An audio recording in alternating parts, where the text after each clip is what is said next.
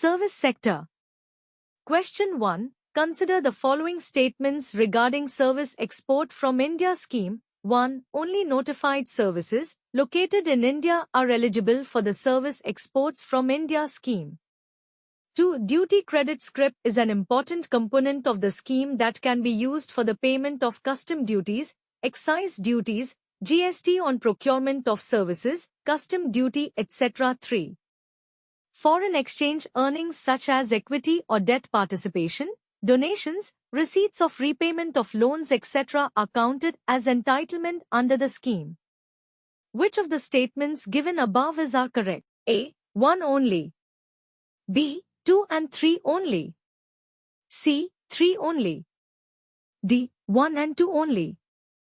Question 2. Consider the following statements regarding the special purpose acquisition companies. 1. SPACs are listed shell companies created with sole purpose to acquire unlisted or private companies and then merge with the latter. 2. At the time of their initial public offerings, SPACs have thriving successful business operations and stated targets for acquisition. Which of the statements given above are correct? A. 1 only. B. 2 only. C. Both 1 and 2. D. Neither 1 nor 2. Question 3. What do you mean by the term social commerce with reference to the Indian economy?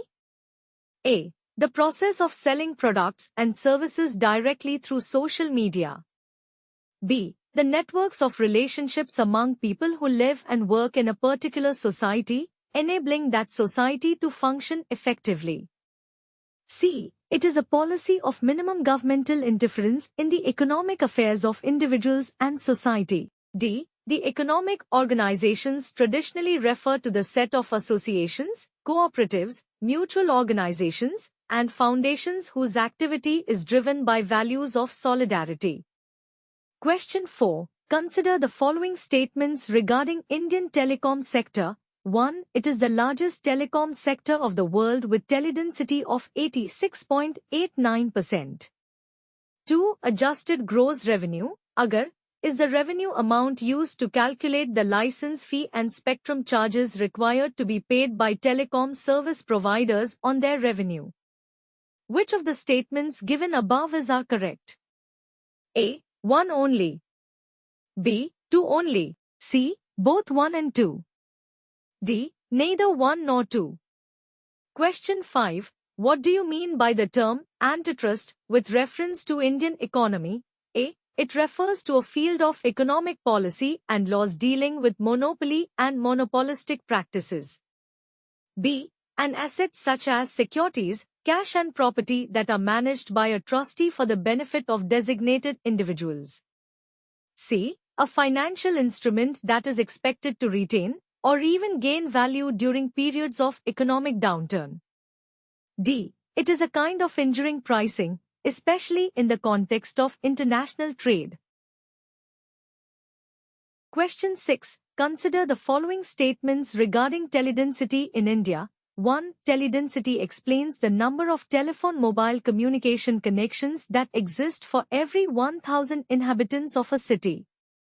2. PM Vani and BharatNet aims to increase teledensity in India. 3. In the last decade IoT from 2006 to 2020, India's teledensity has increased from overall 12% to 86%. Which of the statements given above are correct?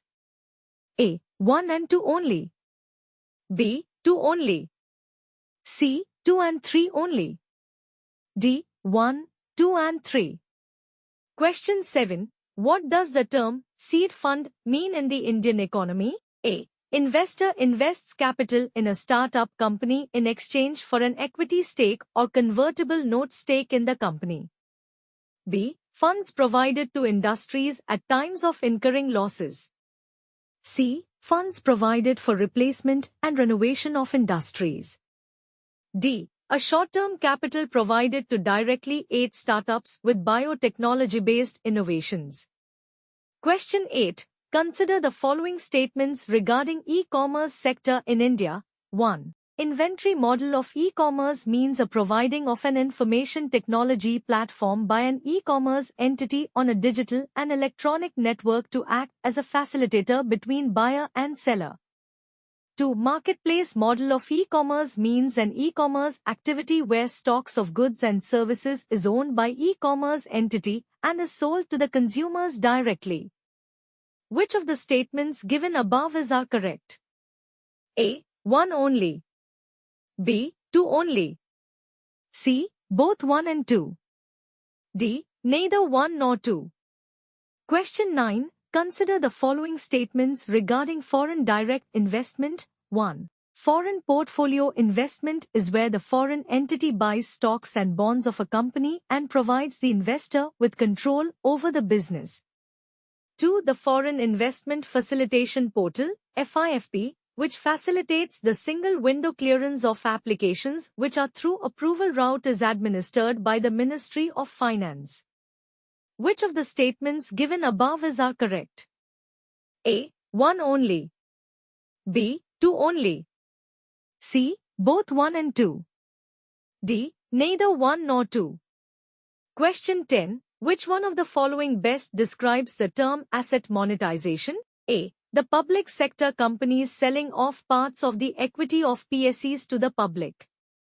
B. The offering of public infrastructure to the private sector or institutional investors through structured vehicles and mechanisms. C. The process of converting business from the public sector to the private sector.